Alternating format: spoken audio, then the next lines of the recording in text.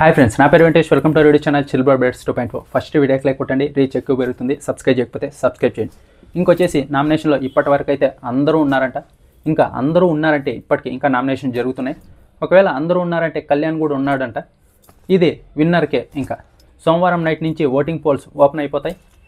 ఎవరు ఫేవరెట్ కంటెస్టెంట్కి వాళ్ళు ఓట్లు వేసుకోవచ్చు.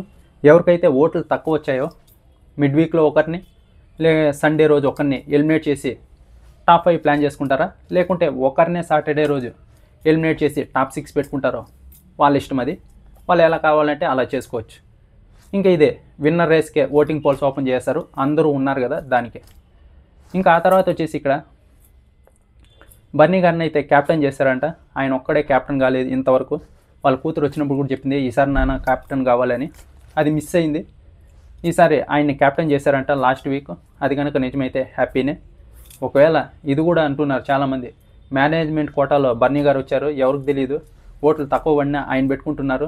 ఈ మధ్య ఏదో వీడియో వైరల్ అయింది కదా, చాలామంది అయితే నాకు పంపించారు బన్నీ గారిది. నిహారిక అలాగే నాగార్జున గారు ఇద్దరు మాట్లాడుకునేది.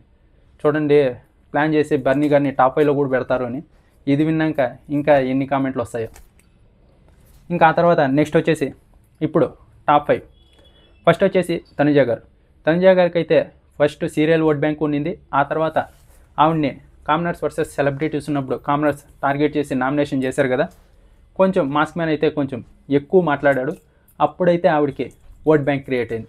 ఆ ఓట్ బ్యాంక్ క్రియేట్ అవుతూ వస్తూ ఎప్పుడు నామినేషన్లోకి వచ్చినా ఫుల్ ఫస్ట్లో ఆవిడే ఉండేది. కానీ అప్పుడైతే ఆడియన్స్లో ఫుల్ నెగిటివ్ ఉండేది. బిగ్ బాస్ టీము ఏదన్నా తప్పు చేసినా ఆవిడని పట్టించుకోకుండా వదిలేసేది. ఏదన్నా గట్టిగా అడగకుండా ఉండేది. వేరే వాళ్ళని అడిగేది. ఈవిడ తప్పున్నా వేరే వాళ్ళని బ్లేమ్ చేసి వాళ్ళని అనేది. అప్పుడు ఆడియన్స్ అంతా ఫుల్ నెగిటివ్గా ఉండేవాళ్ళు తనుజ గారికి. ఆ తర్వాత వస్తూ ఇప్పుడు తనుజ గారు ఫుల్ పాజిటివ్ అయ్యారు ఆడియన్స్లో.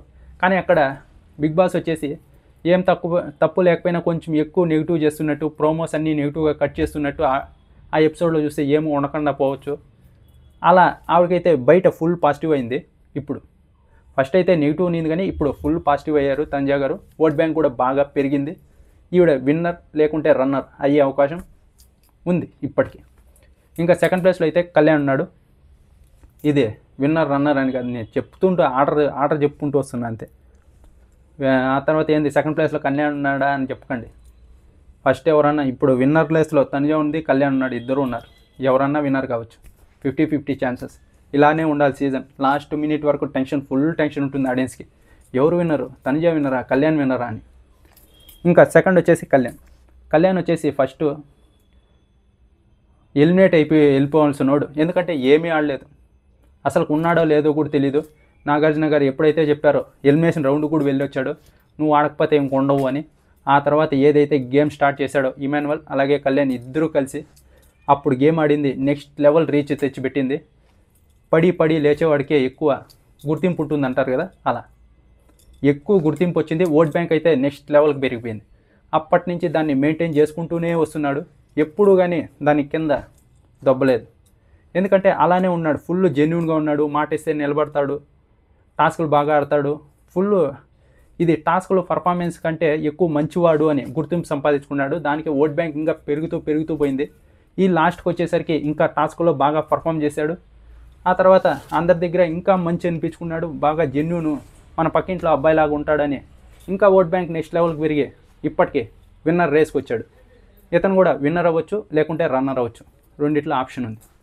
ఇంకా థర్డ్ వచ్చేసి ఇమాన్యువల్ అయితే టాస్కుల పరంగా కానీ ఎంటర్టైన్మెంట్ పరంగా కానీ ఏదన్నా కానీ ఈ సీజన్లో నెక్స్ట్ లెవెల్ చెప్పాలంటే చాలా బాగా ఆడతాడు అందరికంటే.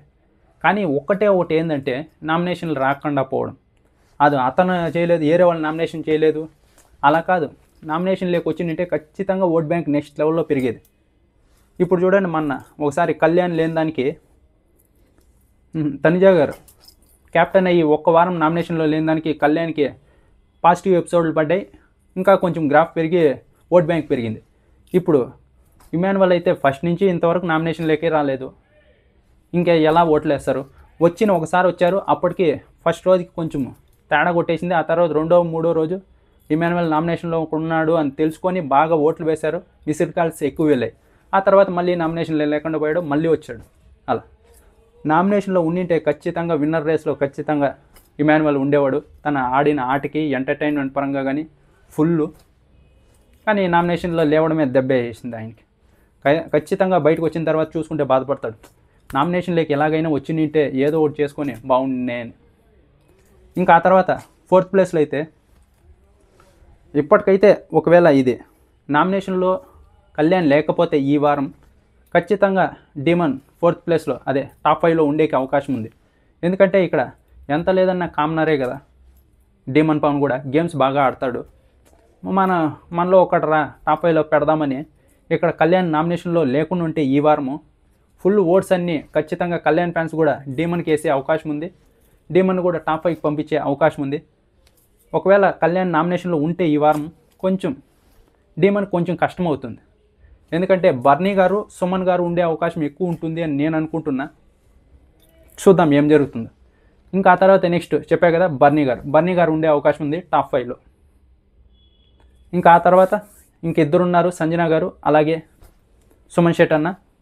వీళ్ళిద్దరిలో టాప్ 6కి సంజన గారు వస్తే బెటర్. సుమన్ శెట్టి అన్న ఎలిమినేట్ అవుతాడు అనుకుంటున్నా. చూద్దాం ఏం చేస్తారు.